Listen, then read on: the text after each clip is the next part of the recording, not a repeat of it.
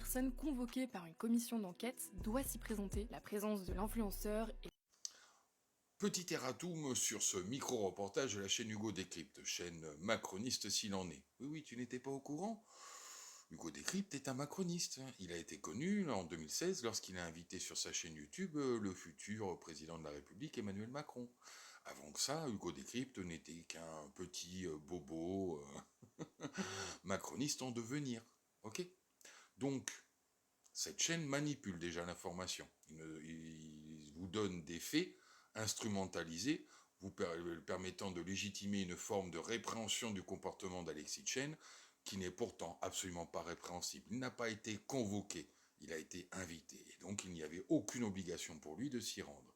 C'est pour ça d'ailleurs ayant pris information juridique sérieuse avec son avocate, vu le prix qu'il la paye, hein, elle avait intérêt à bien le conseiller, il a pu accepter l'invitation en visioconférence. Et donc, le président de commission, s'étant oublié à essayer de le moraliser, se prenant pour un juge de la bien-pensance, alors qu'il n'est qu'un politique qui devait chercher l'information pour pouvoir permettre, après, au Parlement français, de pouvoir avoir, avec la prise d'information auprès des gens invités et ceux qui étaient convoqués, de pouvoir produire possiblement une loi dans les temps futurs, à court moyen terme, pour pouvoir permettre de réguler ce qui peut être produit sur les réseaux sociaux et donc pouvant possiblement tomber dans l'œil de mineurs des réseaux sociaux.